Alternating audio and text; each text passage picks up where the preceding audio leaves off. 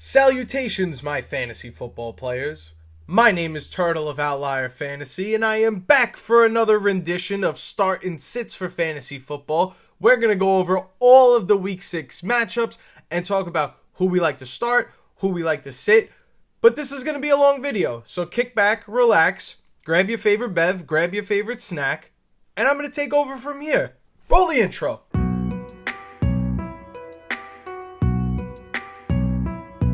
Let's start off right away with Thursday Night Football. That would be the Eagles and the Giants. And what we saw from the Giants last week was that the defense was able to give not only the Saints their first win, but make the Saints look like a legit offense in the NFL. So what that leads me to believe for Jalen Hurts, somebody that's everyone's been talking about saying that isn't that good of a quarterback, I don't know. I think it's kind of crazy. Jalen Hurts is due to bounce back in a big way on Thursday night, and I think Devontae Smith is going to be a large reason in part of why the Eagles look so good Thursday night against the Giants. In terms of the Philadelphia Eagles running back room, I do know at the time of recording this video that Saquon Barkley is dealing with general soreness, as they're calling it. I would expect him to play.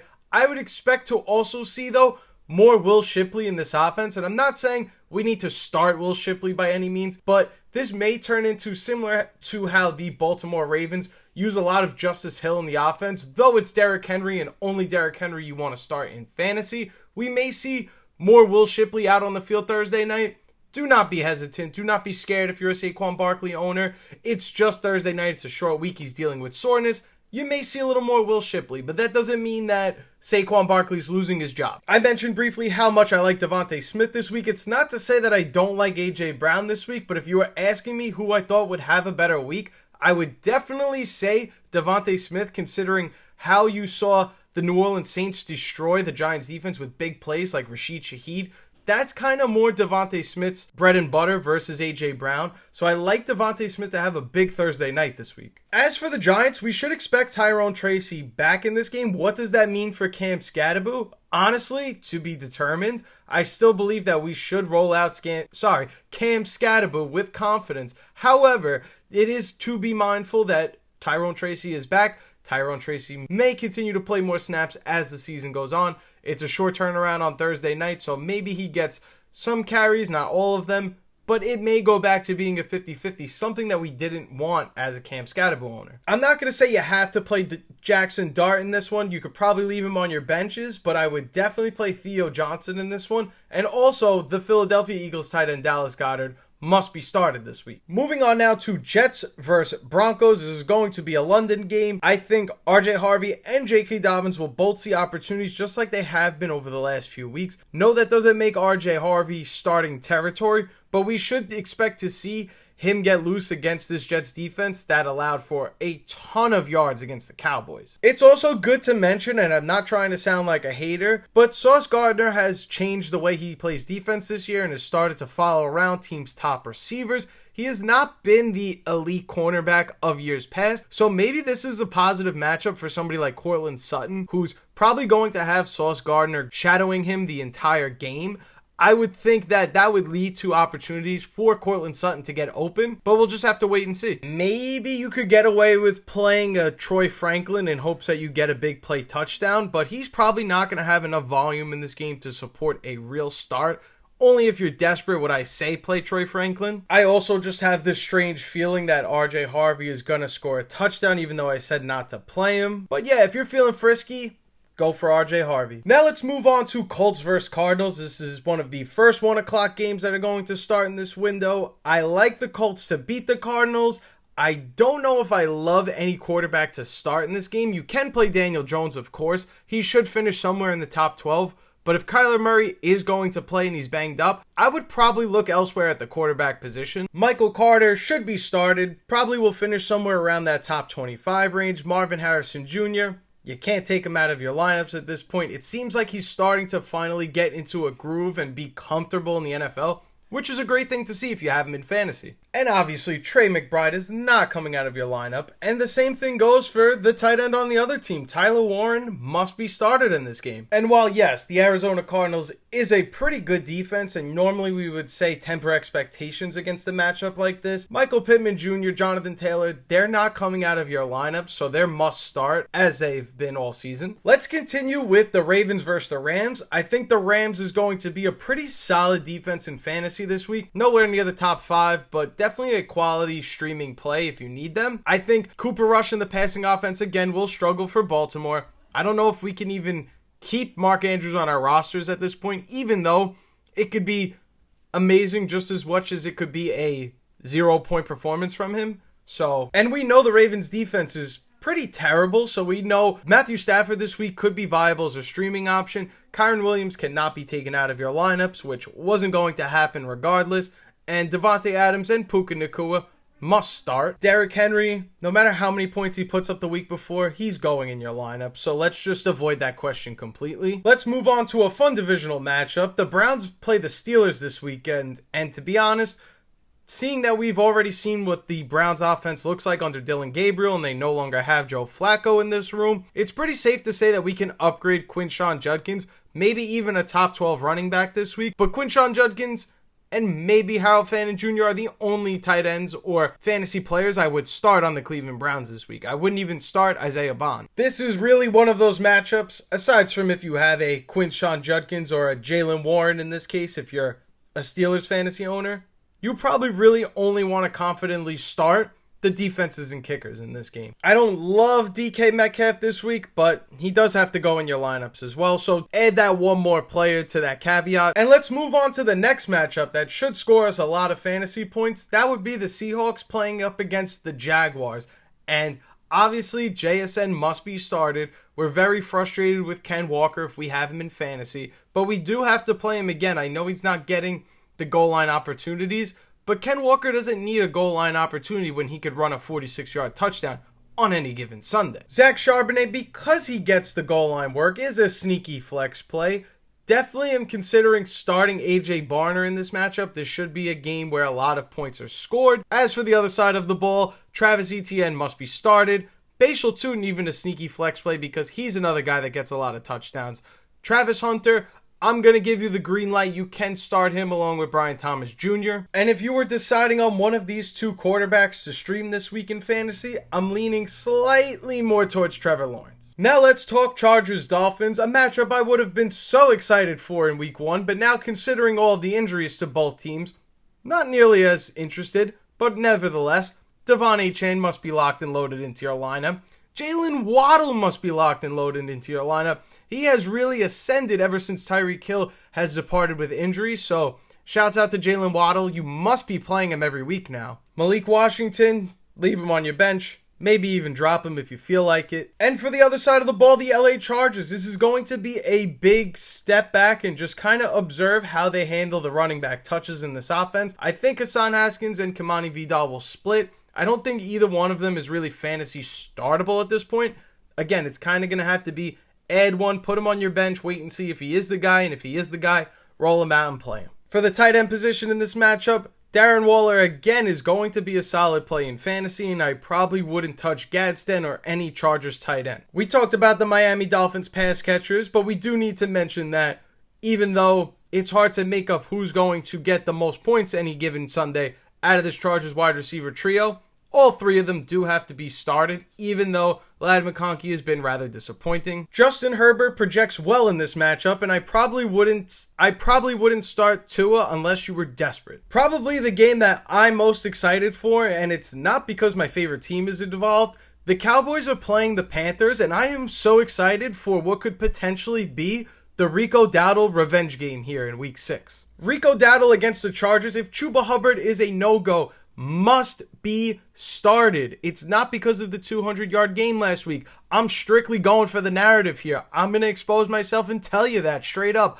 I don't care. Do you really believe that Rico Dowdle is just going to play a game against the Dallas Cowboys in which he forgets that they didn't want to pay him any money after he rushed for 1,000 yards? This man is finally a starting running back on a team. The Cowboys are cooked. Another reason why I believe the Dallas Cowboys are cooked, the Carolina Panthers has surprisingly a good defense. Maybe a game that the Cowboys are thinking, this is finna be a breeze, we're just going to do our thing, and then boom, everything goes sideways, and Bryce Young and the Panthers are rolling. It's like just when you're ready to start believing in Dallas again, they give you that game against the Panthers that make you say, this is why we don't believe in them. But narrative and nonsenses aside, in this game you must be starting Ted McMillan. Dak Prescott must be started in this game.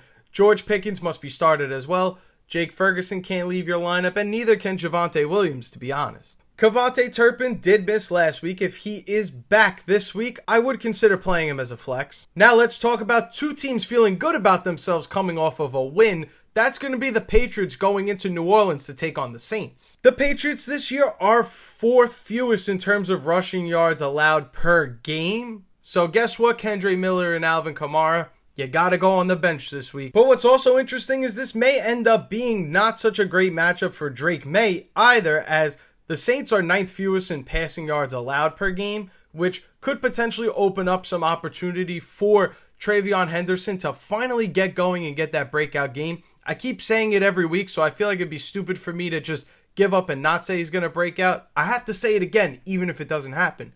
Travion Henderson should have a breakout game this week. Even though the matchup doesn't bode well for the passing attack of the Patriots, you still can play Stephon Diggs, just temper your expectations. And also temper your expectations on Hunter Henry, though you should be giving him the start. Now let's move on to the Titans versus the Raiders. This is going to be a ballsy big play that could either win you your week or lose you your week. But let's talk about Joey Sly, kicker of the Titans, for a moment. If we just eliminate what we saw of Joey Sly in week 4, it would be really good to know that this kicker, if we take that game out of perspective, has not had less than 9 fantasy points in a single game. So while yes, the worst has been -2, but the worst of his best has also been 9 fantasy points, just shy of double digits. He's averaging double digits in fantasy. I feel like nobody's talking about him at all, but this is a kicker that has potential to drop 15 on your opponent and give you a really good spot to be in after these 1 o'clock games are over. It's crazy to even stop and talk about how much I want you to add and start a kicker this week, but Joey Sly going forward should be an elite kicker in fantasy. Tony Pollard has surprisingly performed above expectations. Yes, Tyjae Spears is back. We have yet to see Tyjae Spears really make a dent into his backfield, just like it was last year for some reason. But again, we can't rule out the idea or fact that Tyjae Spears could eventually take over some of this backfield and make Pollard a lesser player. But for now, Tony Pollard is a solid start in fantasy. No, he's not going to win you your week, but he's not going to be the reason you lose either. But the running back that is going to win you your league on a week-to-week basis in fantasy plays for the other team, and that is Ashton Jeanty, who we are not sitting in our lineups ever. Trey Tucker and Jacoby Myers must be started in this game. For the Tennessee wide receivers, I would definitely play Calvin Ridley. It seems like he's finally starting to get in a groove, but we'll just have to wait and see. If Brock Bowers does play, he's got to go in your lineups. Otherwise, Michael Mayer is a solid streaming tight end if you needed it. The next game to go over is the 49ers versus the Buccaneers, and there's a lot of wide receivers to love in this matchup, but there's also a lot of wide receivers that we have questions about, like Ricky Pearsall, like Jawan Jennings. Are they going to play this week? Without seeing any of the injury reports yet, because they're not out at the time of me recording this video, I believe one of the two, Jawan Jennings or Ricky Pearsall, will play, thus making Kendrick Bourne maybe another viable fantasy option. But if both of those wide receivers are playing, you can't play Kendrick Bourne, I'm sorry. As for the wide receivers of the Tampa Bay Buccaneers, I think only Emeka Egbuka could be started at this point. If you have Chris Godwin, I would personally leave him on your bench till you see that big explosion game. Baker Mayfield, great quarterback start this week. If you need Mac Jones and Brock Purdy is out, you can roll out Mac Jones if you need to. Rashad White should again continue to see all of the touches in this backfield. And for the 49ers running back, it is just Christian McCaffrey. And we know every week when he's healthy, we're starting him. And Cade Otton, sneaky tight end play if you ask me. Now let's talk what everyone wants to know about. Packers versus Bengals. What kind of offense are we going to get out of the Cincinnati Bengals? I'm going to be honest. I'm not expecting Joe Flacco to learn the entire playbook by Sunday when they play their next game. But I will tell you one thing. I expect Joe Flacco to be able to get the ball to Jamar Chase and T. Higgins when needed. So these guys have to be in your lineups because we just have to take the chance of what could be with Joe Flacco. We've seen it with the Browns, and we know that Jamar Chase and T. Higgins are great receivers, and if we could just get them good quarterback play, they're solid in fantasy. Everyone's going out on a limb and saying that the Packers defense is the number one defense this week. I'm going to keep my feelings reserved on that. I feel like when we all come to the same conclusion, like we had about Woody Marks last week, about him ascending and being a league winner, usually those things don't happen. So I'm a little reserved about playing the Packers defense, but how can I tell you that they're not one of the best options to play right now? You get what I'm saying? And even though we don't need to talk about the Packers offense, Jordan Love can be started in fantasy. Josh Jacobs is a must start. I wouldn't play a wide receiver in this matchup, even though the matchup says to do so. Yes, we could upgrade Matthew Golden, but I don't think it's going to be enough to break him into your lineups. And Tucker Kraft, given the matchup, could just be the number one tight end this week. 3 more games. We're right there, guys. If you've stuck around this entire video, make sure you smash that like button so I know to keep making start sits like this every single week. Sunday night, Lions vs. Chiefs. Who wouldn't be excited for this matchup? Jameer Gibbs must be started. Amon-Ra St. Brown must be started. Sam Laporta must be started. Jameson Williams unfortunately got to sit the bench. But otherwise, if you got Lions, David Montgomery, Jared Goff, you're playing them in this game with confidence. This is a statement game that they want to win. And for the Chiefs, if Brashard Smith is available in your league, stash him. He could end up being a starting running back that we could play in fantasy down the line. For this week against the Lions, it ain't going to happen. Xavier Worthy, though, if he's playing, you must be starting him. Travis Kelce, you must be starting him. And sneaky flex play, Tyquan Thornton of the Kansas City Chiefs. I'm telling you, with Terrion Arnold being out and being somebody that was already getting burnt or struggling at points during the season, we could expect a big play from Tyquan Thornton. Will it be a touchdown that will give you the edge in fantasy? I'm not sure of that. Now for Bills versus Falcons. We just saw Stephon Diggs absolutely cook this secondary, so I can't have anything less than top 10 expectations for Drake London at the wide receiver position this week. Maybe we're tempering our expectations on Bijan Robinson, but I doubt it. I'm rolling him out with confidence here. If there is a running back, I would temper expectations on this week in this matchup. Definitely going to be James Cook. Yes, he's coming off of a week where he had a bad week, and we should expect a bounce back. But this Falcons defense is tough, and maybe he's going to have 2 games where they're not so good going into the bye week, and maybe you could buy low in some of your fantasy leagues and trade for him. As for the Bills wide receivers, Khalil Shakir, Keon Coleman. I, again, don't love trusting either one of them. You're banking on the touchdown if you play either one of them, but I slide slightly more towards Khalil Shakir still, even though Keon Coleman had the touchdown last week. Keon Coleman also had a fumble last week. Josh Allen cannot come out of your lineups, but I don't think I'm ready to say that Michael Penix Jr. is a streaming option this week either. The Buffalo Bills actually give up the least amount of fantasy points per game to the tight end position. Temper your expectations on Kyle Pitts with that information, and you gotta be playing Dalton Kincaid. He's been a stud this year. Finally, the Bears versus the Commanders. Bill Nye the Science Guy. Bill!